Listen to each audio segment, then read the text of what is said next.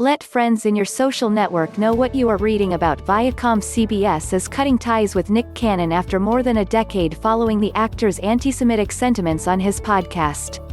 A link has been sent to your friend's email address. A link has been posted to your Facebook feed.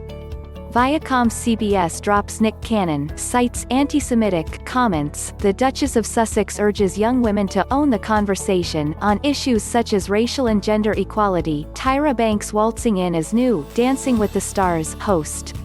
July 15, AP Entertainment. ViacomCBS is cutting ties with Nick Cannon after more than 2 decades following the actor's anti-Semitic sentiments on his podcast.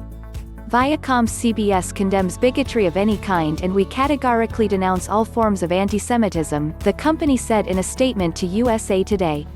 We have spoken with Nick Cannon about an episode of his podcast, Cannon's Class on YouTube, which promoted hateful speech and spread anti-Semitic conspiracy theories.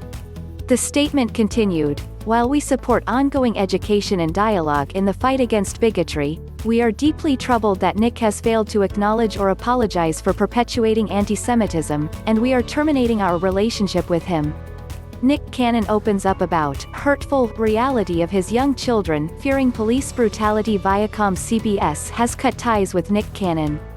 Photo, Brian R. Smith, AFP via Getty Images. In a June episode of his Cannon's Class podcast, Cannon talked about race and division with Richard Professor Griffin, a former member of Public Enemy who was fired for making anti-Semitic remarks in 1989. During the controversial discussion, Cannon promoted anti-Semitic conspiracy theories about the Rothschild family and the bloodlines that control everything even outside of America. Cannon also praised Nation of Islam leader Louis Farrakhan and his ideology. The Southern Poverty Law Center recognizes Nation of Islam as a hate group. The people that don't have melanin are, and I'm going to say this carefully, a little less, Cannon said. When they didn't have the power of the sun, it started to deteriorate them, so then, they're acting out of fear, they're acting out of low self-esteem, they're acting out of a deficiency. Ariana Grande, Jamie Foxx, Nick Cannon and other entertainers have joined protests across the country over the death of George Floyd. USA Today. Cannon continued, so, therefore, the only way that they can act is evil. They have to rob, steal, rape, kill in order to survive. So then, these people that didn't have what we have, and when I say we, I speak of the melanated people, they had to be savages. Ellipsis. They're acting as animals, so they're the ones that are actually closer to animals. They're the ones that are actually the true savages.